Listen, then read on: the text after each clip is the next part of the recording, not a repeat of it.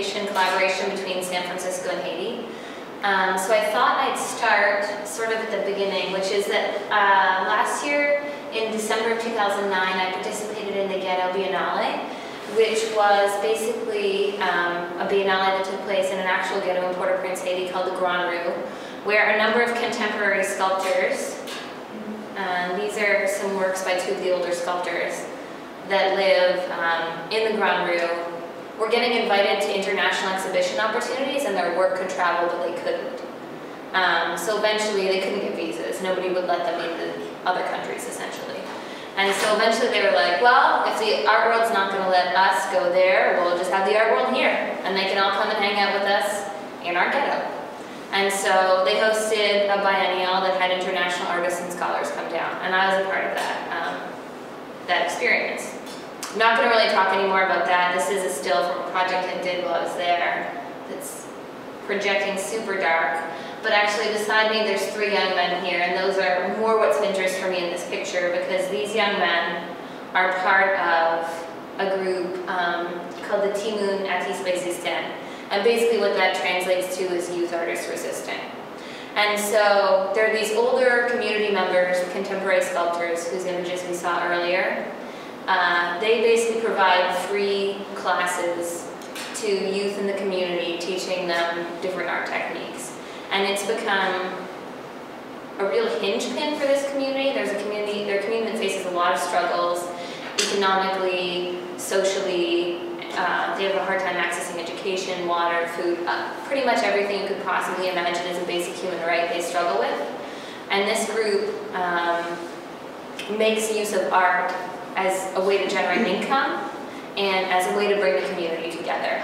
And they do it all using garbage and recycled materials. And it's very much a make-do aesthetic, and they consider it very important. A lot of the garbage is actually shipped from the United States down to Haiti in aid relief efforts, particularly shoes. Like the sculpture in this middle piece here is a shoe.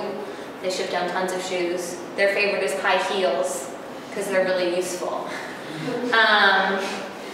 And so these guys make art out of it. And so they teach all these kids how to make art for free. And this really wonderful, here's an image of one of the ateliers that they use. And so basically these are, this is pre-earthquake, but what these spaces were that they were operating in were sort of cement huts. And they're offering their time and energy to these kids for free. And these kids come whenever they feel like it. And a really significant number of the children and youth in this community are part of this project. And everybody gets the work, or the money from their work that gets sold back to them. So if you say you like a piece, that kid runs out of the studio, goes to someone's house and finds them and brings them back so they can bargain with you for the price. It's also very experiential, and it's very imbued with spiritual meaning of the materials, like what the materials mean to the artist, where they come from. That's really important to each artist. And so what I proposed to do in the project that I completed was basically a collaboration between that group and Out of Sight Youth Arts Center, which offers free after-school arts classes to San Francisco high school students. And so this is an image of some of the students in San Francisco.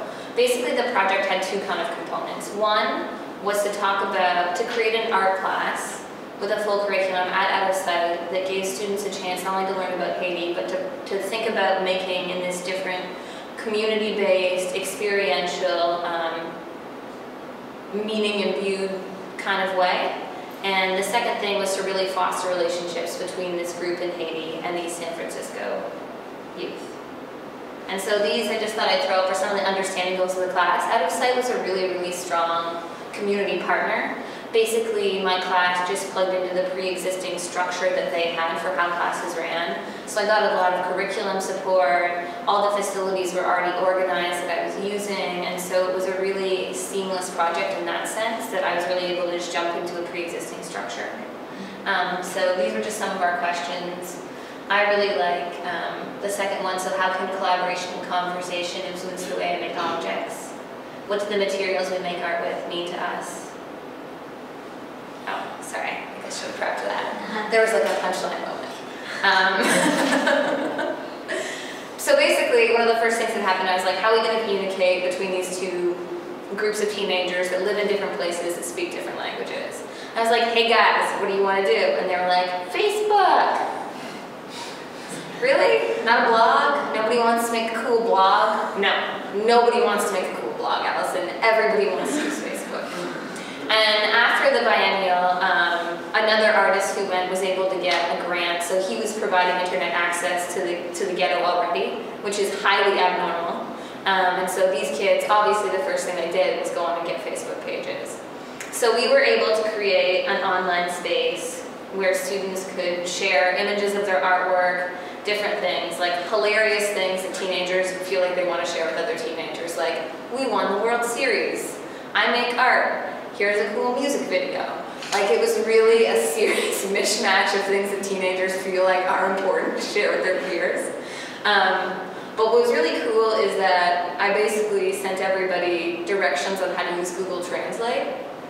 And so all the things that went online were translated using Google Translate. We found out that Google Translate to Creole is terrible, and Google Translate to French is okay, and Google Translate from French to English is okay.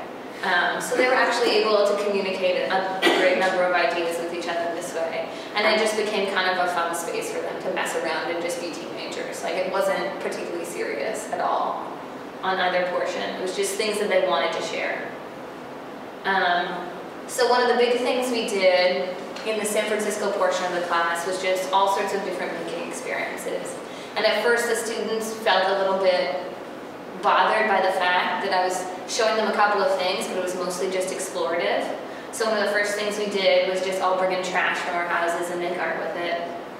And one of the things that I really encouraged was fluid authorship, and that actually worked out really well. It took a lot of pressure off of the students to feel like they had to make something beautiful, as they would work on something for a while and pass it off, or they would work in a team, or someone would work on something on their own for a while.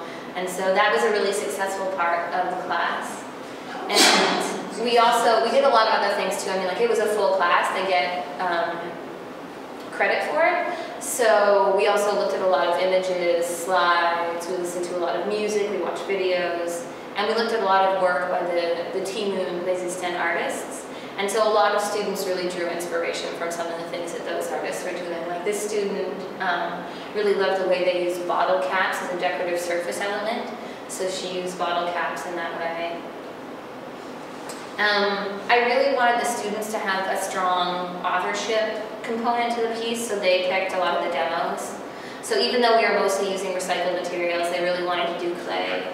So we did do some clay work. What the grant let us do is also have different visitors in. So we were able to have a textile artist come in and do a quilting and sewing demo that the students totally loved. And we were also able to have a woman from the Haiti Action Network come in and speak about Haitian history. And that was by far one of the most important components of the class, because she spoke specifically a lot about the relationship between the United States and Haiti. And I felt like it was a really good sign when one of the kids kept muttering, you know, that's so screwed up.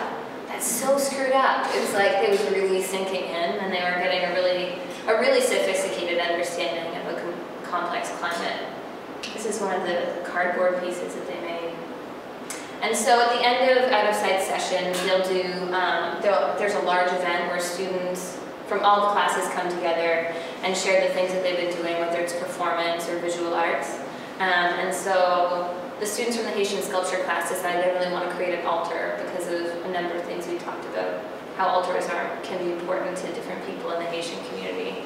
So they created an altar, and what's really lovely about it is it's filled with living objects, art objects, objects of personal meaning. So the students really put a lot of themselves into the altar that they had at the final event. These are just some images of some of the ways that their artworks came together with different things they brought from home.